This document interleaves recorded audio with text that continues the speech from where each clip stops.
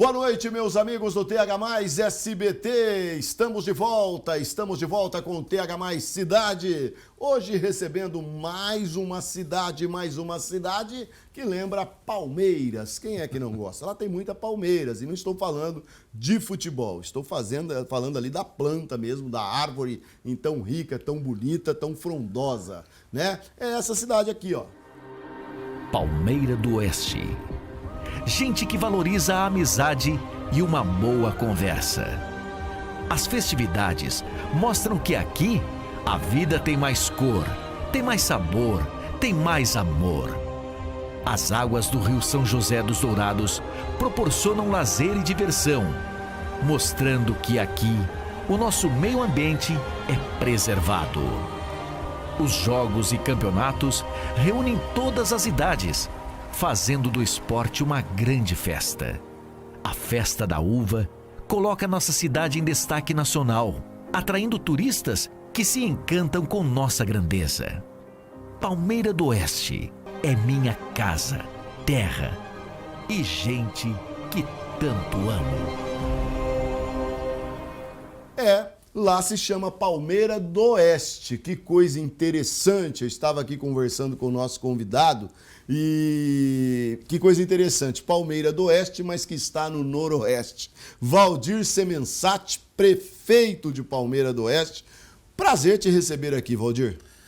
Boa noite, Marco. Boa noite a todos. Eu que agradeço a oportunidade de estar aqui participando do programa e é um prazer tá participando aí com vocês. Maravilha, você tem esse estilo com esse chapéu e que lembra um boiadeiro, mas você é policial militar da reserva, é isso?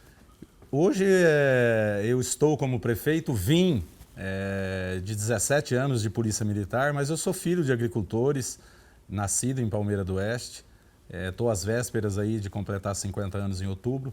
Então essa é a minha história, né? Esse estilo aqui é mesmo de origem, é um estilo aí desde criança e que eu adotei aí para a vida toda. E então onde a gente está aí, seja São Paulo, seja Brasília, isso aqui é o nosso estilo. Então você ia trabalhar na polícia, usava lá eu vou chamar de chapéu porque eu não conheço nada, isso, né? A cap, a boina, não sei. A cobertura da pele. A cobertura. Isso. Aí saía de lá, você já colocava o chapéu, né? E andava a cavalo, mexia com boi e tudo mais. E como é que esse cara da agropecuária, esse policial militar, decide-se por entrar na política? Olha, eu costumo dizer que na vida da gente, as coisas, na minha particularmente, as coisas foram acontecendo. Eu quando prestei concurso na polícia, eu nunca imaginei em ser policial militar, mas em 98, quando eu prestei o concurso e ingressei, né, eu sou da turma de 99 em Rio Preto, é uma entidade que eu me apaixonei, puxei aí quase 18 anos de corporação, e depois a política apareceu aí na minha vida. Eu tive a oportunidade em 2016 de ser candidato a vereador. Acabei sendo o mais votado naquela eleição. 2020 eu fui para a reeleição, fui de novo o mais votado e hoje sou o vereador mais votado do município. E recentemente aí apareceu a oportunidade de pleitear e disputar o executivo e nós disputamos, ganhamos. E estamos lá, trabalhando bastante e tentando aí fazer o melhor para a nossa população. Tá, 2 mandatos então como vereador, que te dá uma bagagem muito boa para entender mais ou menos como funciona a coisa lá no Executivo. Quando você disputa essa eleição para prefeito, o prefeito que lá estava já vinha do seu segundo mandato ou não? Ele disputou a reeleição e perdeu para você? Não, ele vinha de um segundo mandato.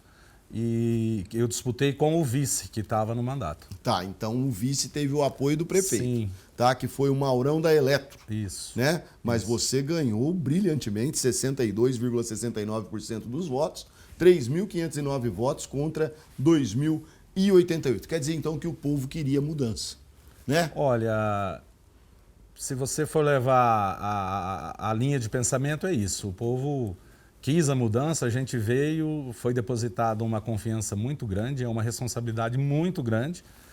Nós somos um município ali, um mini centro de região, não é uma cidade grande aí, 9, 10 mil habitantes, mas a gente tem várias cidades menores ali, somos comarca e é uma responsabilidade muito grande e a gente está aí desde o dia 1º tentando fazer o melhor. Tentando fazer o melhor. Interessante, né, que você é do PL, lá você se junta com o PRD e com o PP e você enfrenta o Republicanos, né, que é do Tarcísio, aliado do Bolsonaro. Né? Como é que foi essa disputa aí entre quando os cabeças são compadres, vamos dizer? Isso aí é legal você tocar nesse assunto, porque na cidade pequena, as cidades menores, nós aqui do interior, isso acontece muito. E por coincidência, o Republicanos até um ano atrás, ele estava comigo. Tá. Mas por questões aí de acerto, de campanha, o PSD queria que eu fosse candidato pelo PSD, enfim. Nós chegamos à conclusão que o PL, né, a chapa do PL seria mais viável, tendo em vista que 2 anos antes da eleição, na campanha para presidente, eu fui praticamente o único político em mandato lá na cidade que vestiu a camisa e a gente trabalhou, né, para o PL, para os candidatos, para a chapa completa aí. E isso depois acabou levando a gente a entender que o PL seria a melhor opção. E o meu adversário acabou aí indo pelo Republicanos, mas isso é igual eu falei, na cidade pequena é meio que irrelevante. Por que irrelevante? Irrelevante porque o partido em si, no município pequeno, é diferente dos grandes centros. Os grandes centros a gente percebe que existe aquela briga, existe aquela disputa mesmo. Tanto no âmbito de você ter uma liderança numa bancada de Alesp, de Assembleia, ou na própria política federal. Agora, na cidade menor, não. A pessoa, o eleitor, ele vota muito na pessoa. Ele não vai muito pelo partido. Tá. Então, a gente percebe isso. Mais eleição em cidade pequena costuma ser até mais acirrada do que nos grandes centros. Sim. Se você pegar, por exemplo, Lavínia, né, Turiúba, rapaz, a gente escuta as histórias dos caras que vêm aqui, lá não foi esse pega pra capar. Não, graças a Deus eu tive uma margem de uma diferença, que eu posso dizer tranquila, mas sim, você tem razão, a gente viu até eleições aqui que foram decididas em 2 votos. Palmeira do Oeste já teve mais de uma eleição decidida aí por 100 votos, que a diferença foi 200, se você rachar aí são 100 votos. Então, é uma diferença pequena, realmente é acirrado. Tá, maravilha. E aí deu tão certo que vocês elegeram 6 cadeiras na Câmara, né? Dessa composição PP, PL e PRD. 3 PRD, 2 PL e 1 do PP. Quer dizer, você tem maioria lá. Temos a maioria, mas mesmo aqueles que não fizeram parte ou não fazem parte, não são situação hoje, a gente está tentando fazer um mandato, fazer um trabalho de maneira que mesmo aqueles que não estão na chamada situação, eles entendam e seja até difícil de ser oposição. Por quê? A partir que o Executivo tenta fazer o melhor possível, projetos, é claro, todos aqueles que a gente tem enviado e manda para a Câmara, são projetos que sejam em benefício à população e eu tenho tido o apoio. Lógico, eu tenho uma oposição lá que cobra e que tem que ser assim, eu agradeço que seja, mas é uma oposição que cobra nada mais do que a gente já está fazendo. Que a gente brinca, né? Não mandar gato ensacado lá para a Câmara, não mandar projeto duvidoso. Sei, esse é um termo que a gente usa muito, né? O tal do gato ensacado em cidade pequena. E gato vivo. Então, eu tenho sim uma oposição lá, mas são vereadores aí que foram eleitos, inclusive 2 de primeiro mandato, que estão trabalhando bem, estão representando aí seus partidos e a população. Tá. E a prefeitura que você recebeu lá do titular do Maurão da Eletro, seu adversário? Você pegou uma prefeitura pronta para só você conduzir e colocar os seus projetos para andar, ou você está tendo ainda que consertar algo que vinha errado da outra gestão? Olha, infelizmente, eu não tive a sorte de pegar uma prefeitura com as contas em dia, com uma questão de gestão positiva. Infelizmente, eu peguei com conta a pagar, peguei com resto a pagar.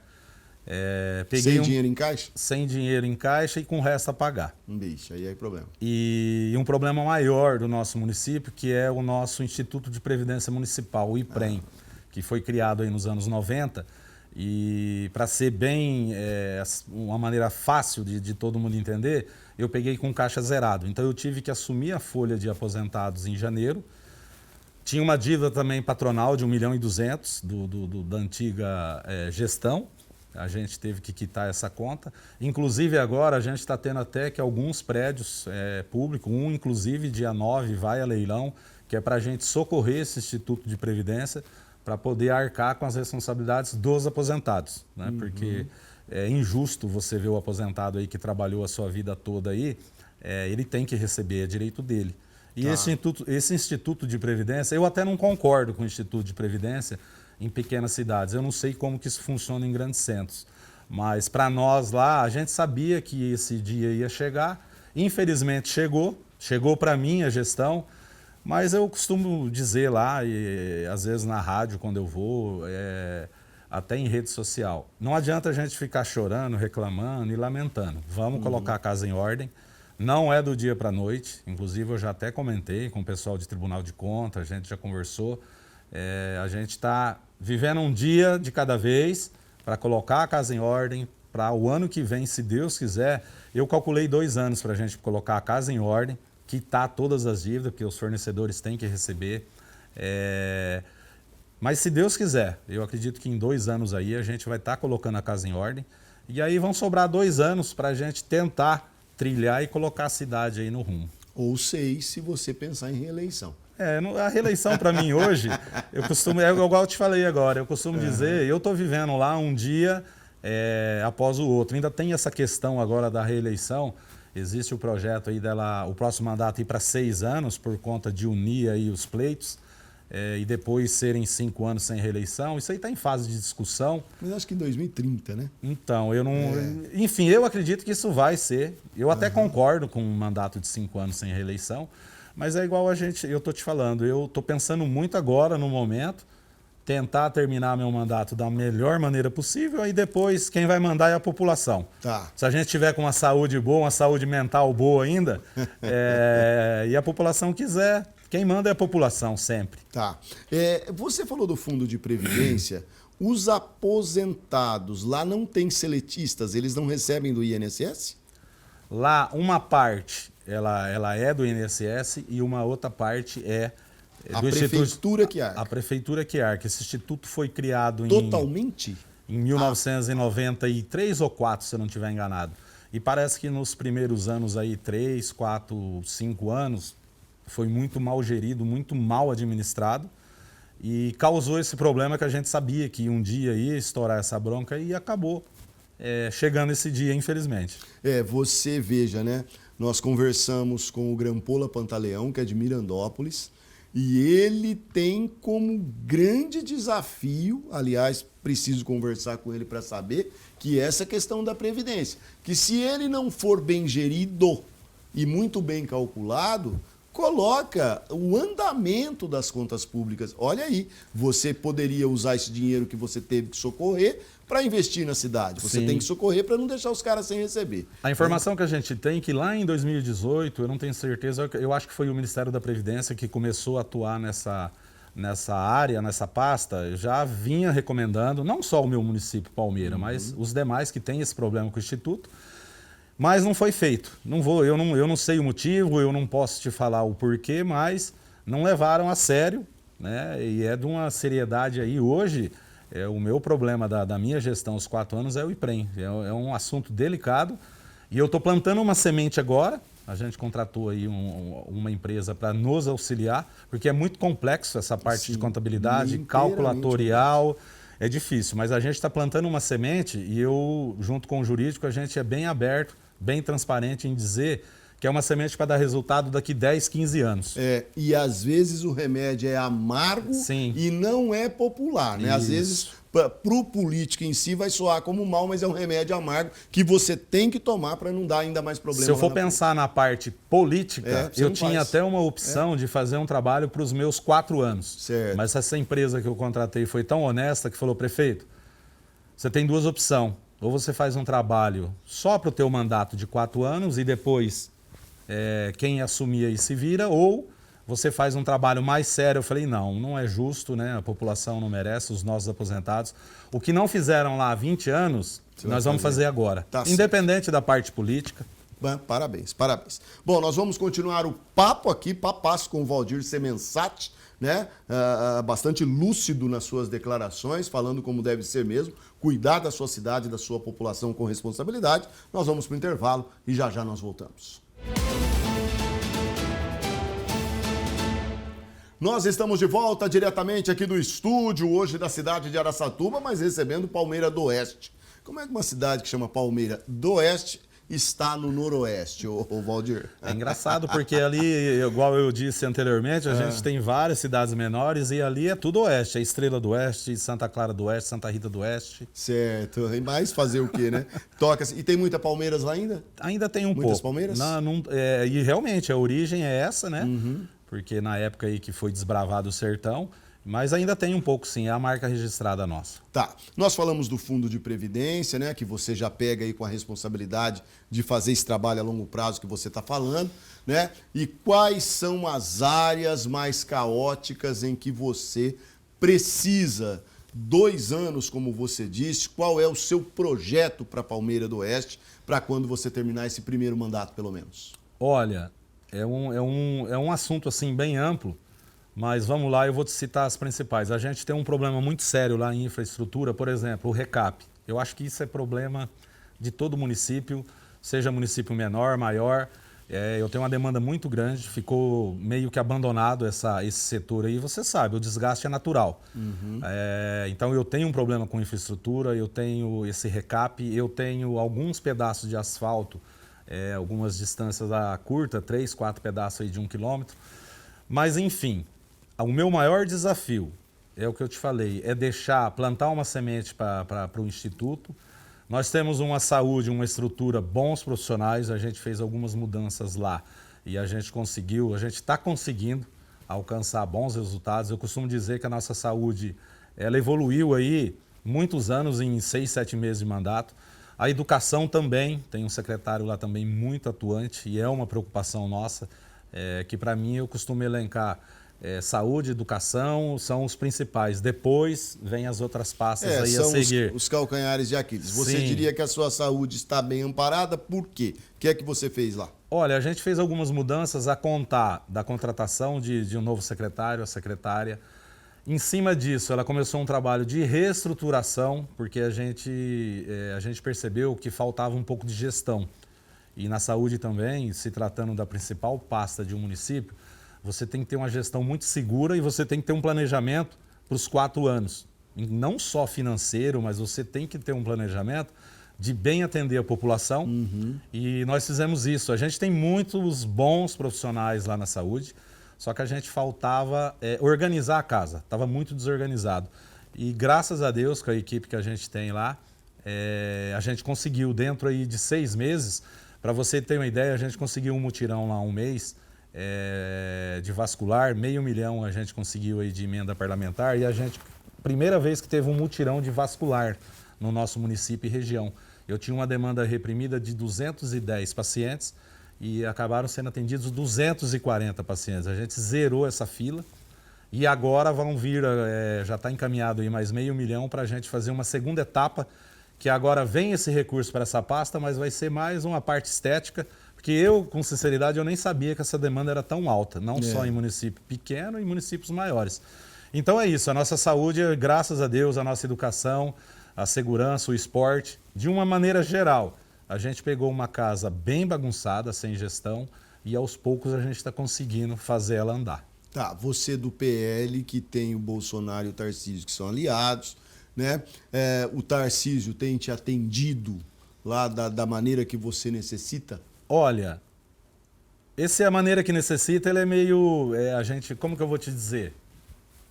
Eu tenho um bom relacionamento com o governador, graças a Deus, ele é uma pessoa de fácil acesso, mas a grande reclamação, eu não sei se seja uma estratégia ou a condição do Estado, né? A reclamação da maioria dos prefeitos é essa, a gente tem muita demanda e às vezes a gente não está sendo atendido da maneira que a gente... Não vou dizer nem queria, né? Porque querer a gente quer bastante, mas da maneira que se precisava. Mas a gente tem uma esperança. Semana passada a gente esteve num encontro lá em São Paulo, eu participei dos dias, falei com ele pessoalmente e eu acredito muito que vai melhorar, porque precisa, né? Já está indo para o 3º ano de mandato, o ano que vem já é ano de eleição e o que a gente comenta entre nós, prefeitos aí, precisa melhorar um pouco, mas eu acredito muito no governador, pelo discurso dele. Se ele não fez até agora, ele deve ter os motivos dele de ter segurado esse caixa até agora. Mas eu acredito muito que de agora em diante, o ano que vem, vai melhorar. Então, aí nós vamos entrar então em um ano eleitoral. O Tarcísio, ele é um dos nomes cotados para ser um possível candidato a presidente da República. Se ele fizer essa opção, em abril ele tem que descompatibilizar-se e aí ele deixa lá com o seu vice e vai lutar. Tal. Você acredita que ele possa ser candidato a presidente ou você acha que o Tarcísio vai tentar a reeleição? Olha, eu acho que condição de ser candidato ele tem. Tá. Eu acho que capacidade ele tem de sobra. Tá. Só que a gente sabe que o mundo político lá em cima, né, na esfera superior aí, a gente nunca sabe o que vai acontecer. Mas eu acredito muito que se ele for candidato a presidente, que capacidade ele tem, o vice que ficar vai seguir aí, vai arcar com a responsabilidade, aquilo que ele deixar determinado. E tem também a possibilidade do próprio Gilberto Kassab, até de ser vice dele. Sim. Vemos aí um movimento ligado ao Ricardo Nunes com o Rodrigo Garcia. Sim. Né? Enfim, tudo pode acontecer. A nossa preocupação é sempre olhar para os municípios. Sim. Que esse cuidado que você está dizendo assim, poderia ter olhado um pouquinho mais. A gente ouve de muita gente. Né? E o Tarcísio, eu acredito que para governador, ele estaria praticamente reeleito. Né? Hoje eu acredito que sim. E a gente já até comentou isso com ele, como eu disse agora. Eu sou um privilegiado porque eu até falo com ele no WhatsApp quando preciso. A gente teve um fato lá na Semana Santa, passou um vendaval por Palmeira e a gente teve alguns problemas. Ele me ligou, ofereceu ajuda. Então, eu costumo dizer, entre aspas, eu sou um privilegiado. Eu não fico perturbando ele aí toda hora, mas quando a gente precisa, se manda um WhatsApp para ele, ele responde. E a gente já até comentou isso com ele. Se a gente fizer um corte aqui no estado de São Paulo, de Rio Preto aqui para baixo, nós temos aqui a região, não vou te dizer mais pobre, mas é uma região com menos recursos do que lá para cima. Tá. É só você ver aí na composição da Alesp, se você pegar lá de 90 e tantos deputados, quantos a gente tem na região? Tem uma minoria. Exatamente. Lá para cima é que os olhares ficam lá. Então o Tarcísio já está avisado sobre isso, ele já está mudando esse olhar aí. Você pode ver que ele está fazendo alguns encontros já na região. Não dá para visitar todos os municípios, é impossível. Mas ele está procurando fazer esses encontros aí em municípios maiores, centros de região, para conhecer realmente de perto a realidade dos municípios, para tentar ajudar. Tá. Você falou desse vendaval há 4 meses, né? Como que foi a destruição em Palmeira do Oeste, especificamente? Graças a Deus, a questão de casa destelhada foi menor. Só um assentamento lá, do MST, que foi atingido. A gente socorreu lá de imediato. Agora, árvores foram mais de 30 que caíram em via pública. A gente ficou 2 dias lá, serrando a Defesa Civil, os funcionários, eu ajudando, os funcionários da Prefeitura. Em 2 dias a gente conseguiu deixar em ordem. Tá, maravilha, né? E que não venha mais também, né? Tomara. Bom, lá tem um projeto que eu achei bastante interessante, que é a proibição de celular em repartições públicas. Esse projeto é do Executivo, né? E você tem conseguido fiscalizar isso? Olha, fiscalizar 100% é impossível. Não tem como. Mas esse projeto, quando a gente idealizou mandar ele, sempre tem aquele setor do funcionalismo público que a população estava sendo mais prejudicada. Por exemplo, é inadmissível você chegar numa repartição, vamos colocar lá um atendente de saúde, e você está na fila aqui e o funcionário está ali no WhatsApp, 5, 10 minutos.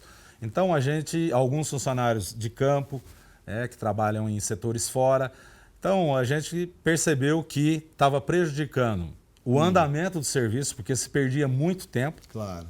A gente chegou a fazer conta lá, tinha funcionário que de 8 horas eu estava trabalhando 6, porque ficava no celular. E olha lá. E olha lá se não perdia mais. Certo. Então a gente, em comum acordo aí, a gente mandou esse projeto, a Câmara abraçou. Polêmico, foi bastante polêmico.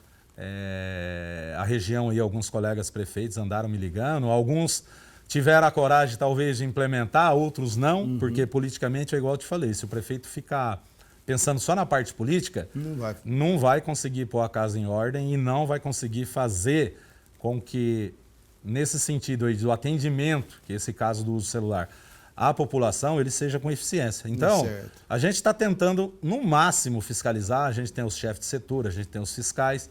Não é fácil, E mas se for pego com o celular, tem alguma punição? tem notificação e até advertência, Tá. se reincidir. Então, tem as entendi. medidas lá administrativas e as penalidades. Tá certo, tá certo. Mas Parabéns. os funcionários entenderam, É. tá? E no começo foi aquele choque, mas eles entenderam e estão me ajudando bastante nesse sentido.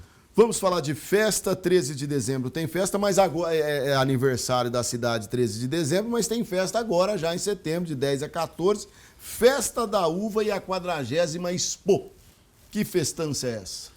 Olha, isso aí também foi um assunto bastante polêmico, porque você pega um município com a condição financeira difícil. Eu tive que fazer um decreto aí de contenção de gasto também para me resguardar e a gente está tentando economizar ao máximo.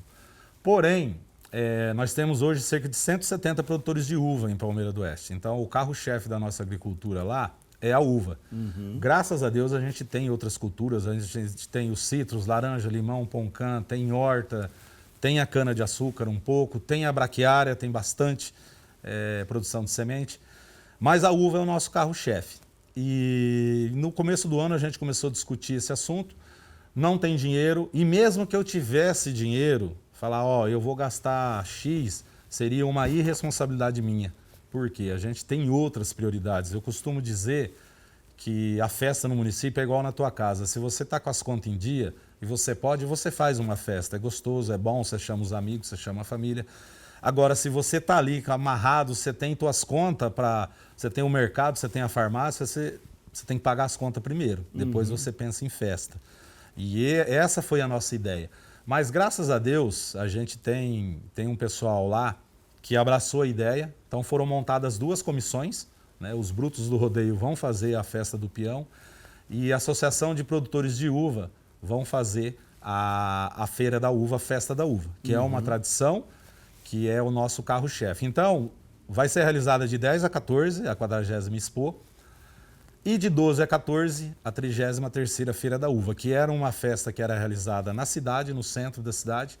Mas eu, particularmente, eu nunca concordei por questão de segurança, porque não tinha espaço físico.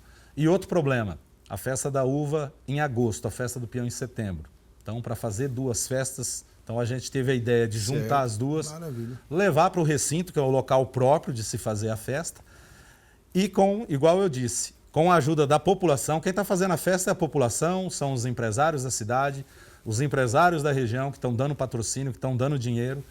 Eu, prefeito Valdir Semensati, estou ajudando, a prefeitura não tem condição, eu volto a repetir.